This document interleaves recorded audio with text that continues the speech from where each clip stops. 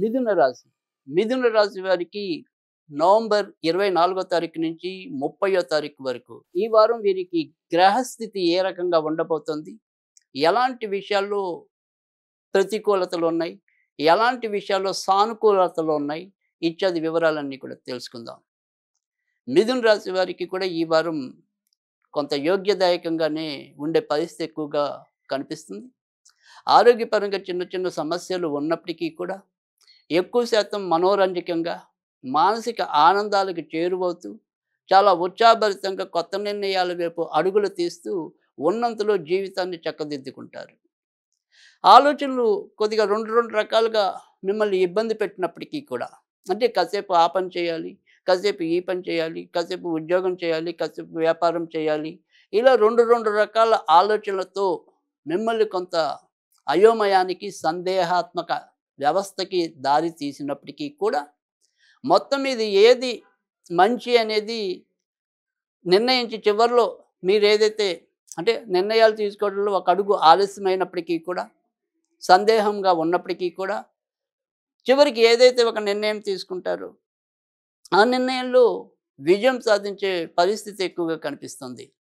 పిల్లల పరంగా, తర్వాత మరి మీ మీద ఆధారపడుతున్న కుటుంబ సభ్యులు ఉండొచ్చు, స్నేహితులు ఉండొచ్చు, ఎవరైనప్పటికీ కూడా వాళ్ళందరినీ కూడా ఎంతో కొంత మీరు ఆనందింపజేస్తారు, మీ వైపు ఆకర్షణగా తిప్పుకోగలుగుతారు. మీరు సహసిద్ధంగా మీలో ఉండే ఏదైతే ప్రతిభ ఉందో ఆ ప్రతిభ 10 మంది దృష్టికి వెళ్ళటం అనేది ఉంటుంది. అంటే మీరు పాటలు పాడేవాళ్ళైతే పాటలు రూపంలో, మరి ఏదైనా సరే రచనలు చేసేటైతే రచనల రూపంలో, మీరు నటించే వాళ్ళైతే కనుక నటనా రూపంలో, అంటే మీ దగ్గర ఏదైతే ఒక ప్రతిభ ఉందో ఆ ప్రతిభకి ఈ వారం గుర్తింపు, గౌరవం లభించటం అనేది అయితే ఉంటాయి. చిన్నవైనా సరే పెద్దవైనా సరే ఏవో రకమైన బహుమతులు మీ సొంతమయ్యే పరిస్థితి కూడా ఈ వారం ఎక్కువగా కనిపిస్తుంది. ఉద్యోగస్తులకి మాత్రం కొంతవరకు మానసికంగా ఒత్తిడి పెరిగే పరిస్థితి ఎక్కువగా కనిపిస్తుంది. ముఖ్యంగా మరి గురుడు ఏదైతే ఇప్పుడు వక్రగతిలో ఉండటం అనేది జరుగుతుంది. క్రమంగా కొంత మళ్ళీ తిరిగి తను మిథున రాశికి చేరుకునే ఈ యొక్క స్థితిలో ఉద్యోగాల్లో కొంత ప్రతిష్టంభన, మనకి రావాల్సిన ఏదైనా సరే గుర్తింపు, గౌరవాలు, పదోన్నతులు, మరి ఏదైనా సరే జీతభత్యాల పెరుగుదల, ఇలాంటి అంశాల్లో మరికొంతకాలం పాటు కానీ, మరి ఏదైనా సరే కొంత ఆలస్యమయ్యే విధానం కానీ ఎక్కువగా కనిపిస్తుంది. అయితే అది మరి మనకి భరోసా, అంటే ఉద్యోగం ఏమైనా పోతుందా, మరి ఉద్యోగంలో నిలుస్తామా, సరే మనకి రావాల్సినవన్నీ ఆలస్యమైతే ఆలస్యమయ్యాయి, అసలు లేదంటే ఉన్నట్టుండి అసలు నన్ను ఏమైనా తీసేస్తారా, ఇలాంటివి ఏమైనా ప్రశ్నలు మీకు ఉదయించినప్పుడు దానికి మాత్రం సమాధానం కొంతవరకు అంత భయం లేదు.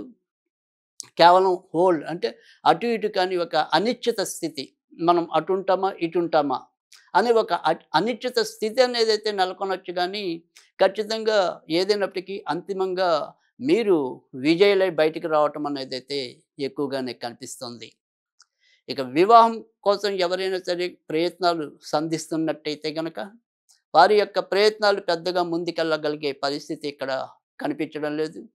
ఇక కొత్తగా వ్యాపారాలు చేయాలి అనుకునే వారికి కూడా ఈ వారం మరీ లాభసాటిగా ఉండదు, అంతంత మాత్రంగానే ఉండటం అనేది అయితే ఉంటుంది.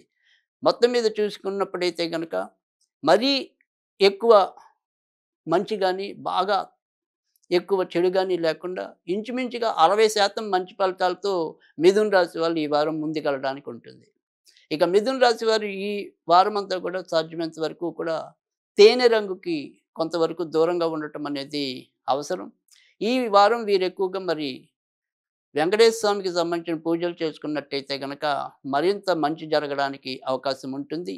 ఈ వారంలో వీరికి మరి సోమవారము, బుధవారము, శుక్రవారము ఎక్కువగా కలిసొచ్చే రోజులు.